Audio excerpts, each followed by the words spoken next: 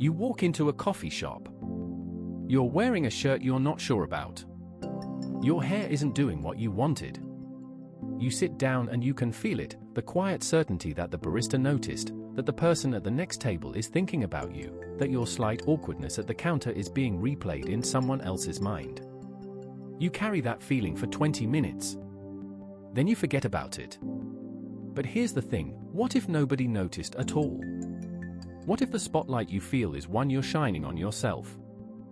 In 2000, 3 psychologists at Cornell University, Thomas Gilovich, Victoria Medvec, and Kenneth Savitsky, designed an experiment that would change how we understand self-consciousness. They asked students to walk into a room of their peers wearing a t-shirt with a potentially embarrassing image on it, Barry Manilow's face. After the interaction, they asked the wearers a simple question: how many people do you think noticed your shirt? The students guessed about 50%. The actual number was 25. They overestimated by exactly double. But it wasn't just embarrassing images. When the shirts had flattering or neutral designs, the same pattern held. People consistently assumed others were paying far more attention to them than they actually were. Gilovich called it the spotlight effect, the feeling that you're standing in a spotlight that everyone is watching. Except the spotlight is invisible, and the audience is thinking about what they're having for lunch. The mechanism behind this is something psychologists call anchoring and adjustment. When you walk into that coffee shop, your brain anchors on your own rich internal experience, the awareness of your hair, your shirt, the awkward thing you said. You know exactly what you look like and what you said. Then you try to adjust for other people's perspective. But you adjust too little. Because you can't fully escape your own head, you assume others are seeing roughly what you're seeing. They're not. They're mostly thinking about themselves. The neuroscientist Elizabeth Newton demonstrated this beautifully in her 1990 Stanford dissertation. She asked people to tap out well-known songs, Happy Birthday, the Star-Spangled Theme, and guess how often the listener would correctly identify the song. The tappers predicted 50%. The actual success rate was 3%. The song was obvious in their own head. To someone else, it was just a series of taps. And it gets more dramatic. In 1980, researchers Robert Kleck and Kleck Strenta asked volunteers to have a cosmetic scar applied to their face. They then had a conversation with a stranger.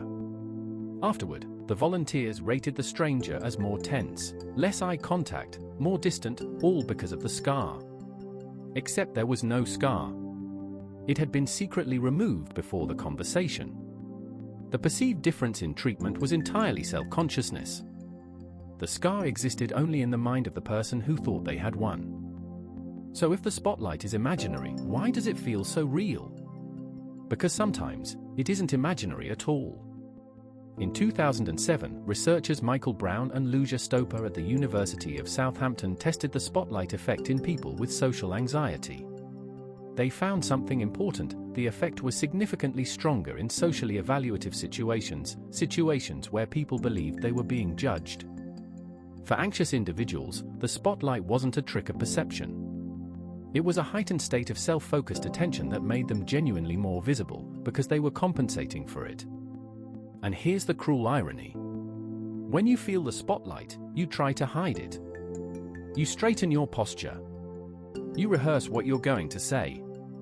You monitor your own face to make sure it looks neutral.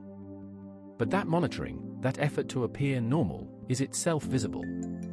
It creates a feedback loop. You feel anxious, so you try to hide the anxiety, which makes you seem tense, which confirms the anxiety. The spotlight becomes self-fulfilling. Kenneth Savitsky and Thomas Gilovich tested this in 2003 with public speakers.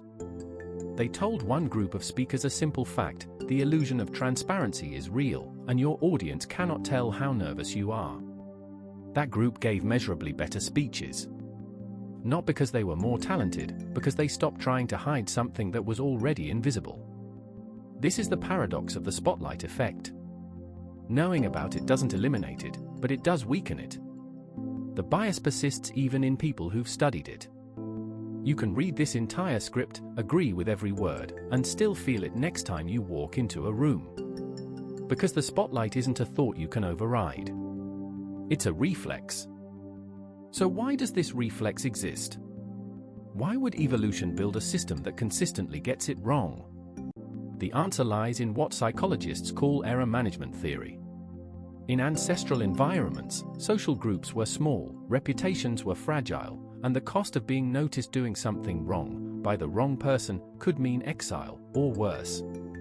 The monitoring system that tracks how others perceive you needed to err on the side of caution. Overestimating attention is safe. Underestimating it could be fatal. This is the Machiavellian intelligence hypothesis, the idea that primate brains evolved not to understand the physical world, but to navigate the social one. Tracking alliances, detecting deception, managing reputation. The spotlight effect is this ancient surveillance system running in overdrive in a world where nobody is actually watching. When the effect is strongest, during novelty, anxiety, embarrassment, it's your social brain screaming that you're exposed. When it's weakest, during familiarity, confidence, large groups, the system has enough data to calibrate. The real question isn't whether the spotlight is real. It's what you do with the knowledge that it's mostly not. Because for most of your life, the audience you're performing for is yourself.